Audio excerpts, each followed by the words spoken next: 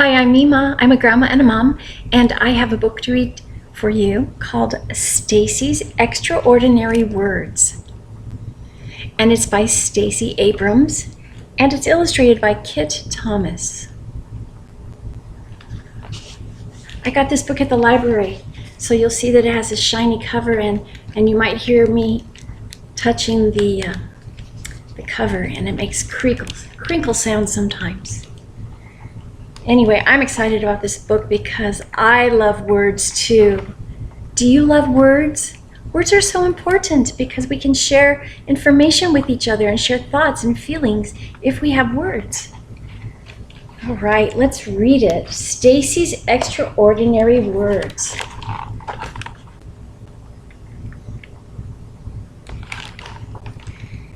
Stacey loved words. She loved to read and write and say them. She adored fun words, long words, unusual words, words with wonderful histories and weird combinations. Whenever Stacey learned a new word, it was like making a new friend. First, she would find the dictionary. Then she would look up where the word had come from and learn its secrets. Did any of its letters hide and stay quiet, like the P in ptarmigan, a bird that lives in cold northern regions? Or were they strong like the I in bright?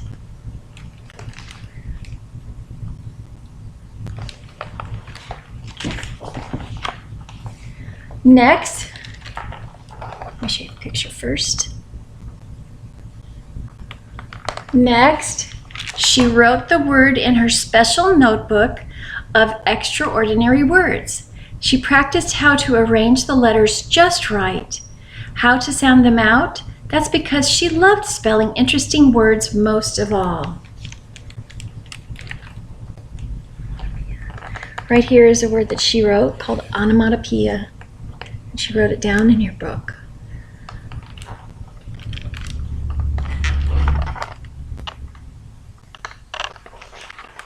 With her favorite words, she would try to remember their quirks, what made them special. When she saw a super long word like onomatopoeia, a funny word to describe the sounds of other words, she had to jump and sway. Words like duckling made her grin. Persnickety tickled her tongue. Can you say, okay, let's try to say this word together. Per-snick-it-ty. Per-snick-it-ty. One more time. Per-snickety. And then one time all together. Per-snickety. Isn't that a funny word? There are so many great words. Sometimes Stacey thought that words understood her better than people did. When she sat by herself during recess, they never teased her about being quiet or about being clumsy when she fell or awkward when the joke in her head came out wrong.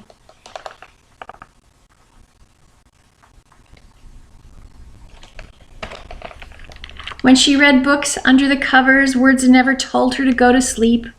Words understood why she was grumpy or anxious. In fact, words helped her explain what she was feeling, if only to herself.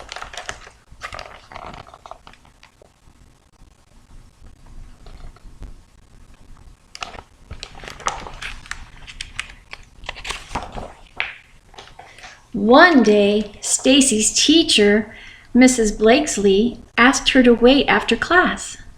She squirmed in her seat because she was afraid. Petrified, another way to say really, really afraid. Usually the teacher only kept a student after class because of a blunder, a mistake. The teacher said, "Stacey."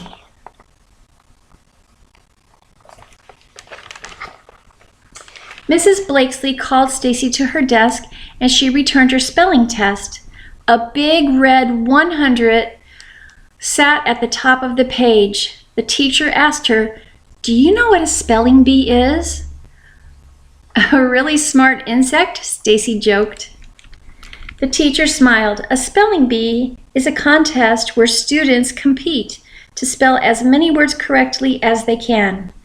I would like for you to participate." Stacey couldn't believe it. Who else will be there? I am nominating you and Jake. The spelling bee is next week. So Stacey received 100 on her test, and now the teacher would like her to be in a spelling bee.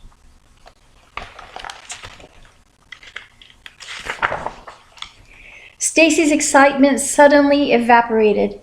Jake was not her friend. He was a bully who knew words too. Just yesterday, he had used a complicated word that made Suki cry. Last week, she heard him say something cruel to Zivko about his accent. Stacey thought it was stupendous that Zivko knew words in 2 different languages.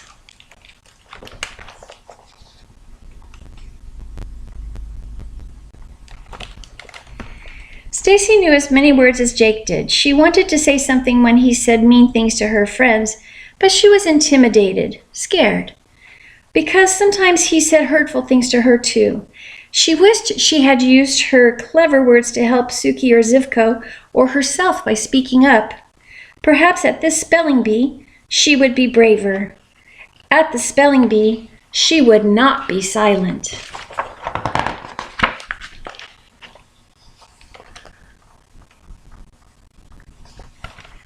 All week long, Stacey studied her spelling words from school and the ones she kept in her notebook. Oh, do you know what? My phone is going off, but I don't want to talk to anybody else right now because I'm talking with you. So I'm going to turn my phone off and put it way over there. So let's get back to the story. Still the spelling, I'm going to read that sentence over because we did get interrupted. All week long, Stacey studied her spelling words from school and the ones that she kept in her notebook. Still, the spelling bee felt as far away as the longest word she had ever seen. Sesquipedalian, a fancy way to describe words with lots of syllables. Sesquipedalian, that's a fun word to say. Should we try to say that together? Okay, ready? But we're going to do it slowly a couple times and then we'll put it all together. Sesquipedalian. Sesquipedalian. One more time, slowly. Sesquipedalian. Okay, now one time fast. Do the best you can. Sesquipedalian. Good job.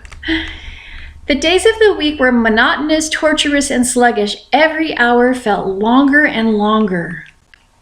Stacey wished for the week to whisk its days away.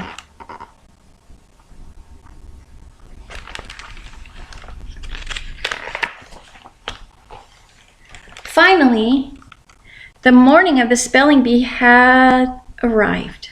Stacey walked into the county library with her mother, holding her hand tight. Mama gave her a big hug and whispered into her ear, "Just do your best. Your dad and I are very proud of you."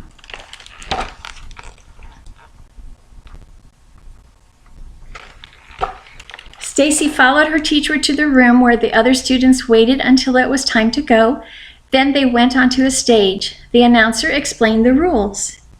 Kids stepped up to the microphone one by one to get their word. If they spelled it right, the announcer told them so. But if they made a mistake, a bell would ring.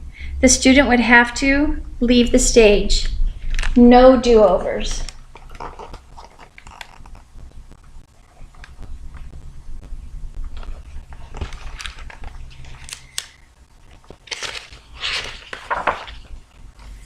Stacey's turn finally came.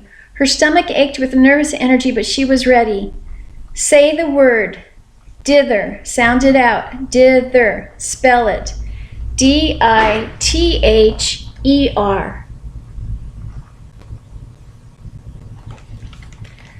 That is correct. The announcer called on the next student, and the next. Promptly, enormous, shutter, transportation, craggy, reception, village. Finally, only 3 contestants remained, Stacey and Jake and a girl from another school. The girl went up to spell the word. Ding! She had spelled chocolate without the second O.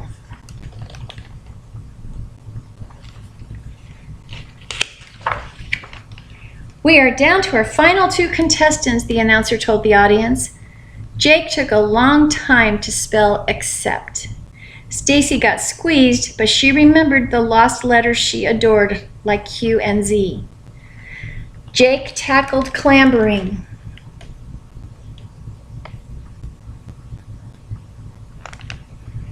Stacey conquered disengage. Then Jake defeated geometry. Stacey returned to the podium, ready to do battle with her next word. She repeated it, she pronounced it, she spelled it.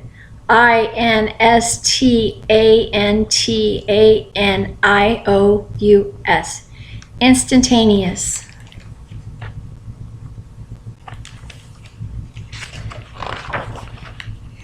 As she waited for the announcer, the bell dinged. I'm sorry, that is incorrect. The proper spelling is... Stacey couldn't hear the rest of what he said.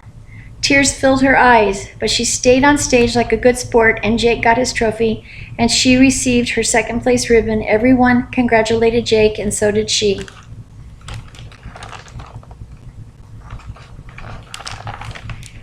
Good job. Jake laughed and rolled his eyes. At least I know the difference between I and E. Stacey felt embarrassed, but she refused to let Jake make her cry. Well, I misspelled my word, but I do know how to be courteous. You should try it. She turned away and went to find her mom.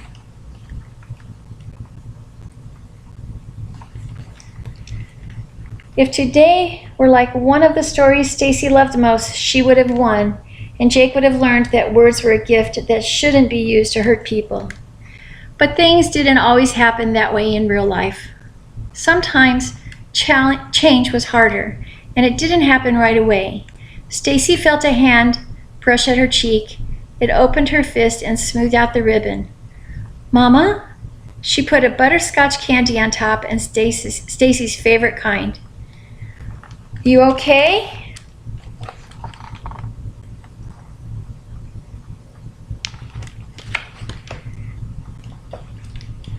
I lost. But you came so far, nearly to the very end. Not far enough, I got the letter wrong, and I didn't win. I failed. You only fail if you stop, her mother reminded her. I know there's a word for that. You know it too. Stacey thought about one of her favorite words, perseverance. Perseverance. Perseverance. Exactly. So let's go home and learn more words. There's always next year.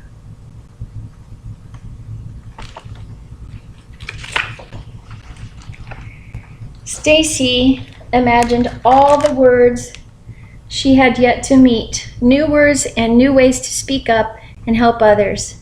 She'd find them all. No, Mama, there's always tomorrow.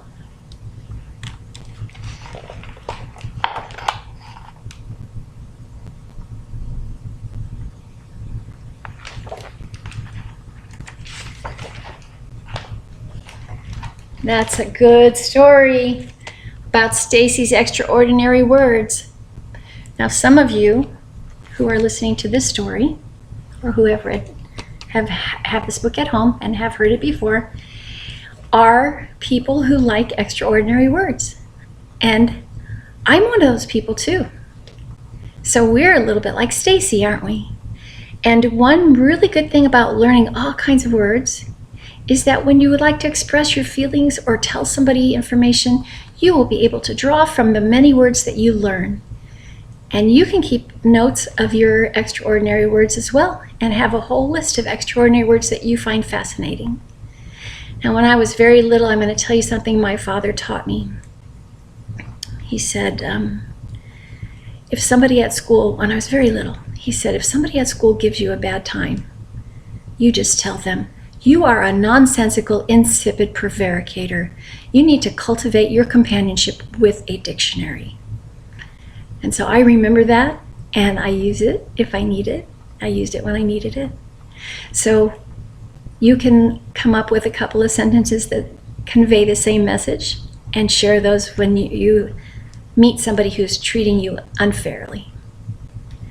So I love this book. Stacey Abrams wrote Stacey's Extraordinary Words, and it was illustrated by Kitt Thomas, and I hope you enjoyed it. Okay, we'll talk to you later. I'll tell you more stories. We'll read more stories too. Okay, I love you. Okay, we'll see you later. Mwah.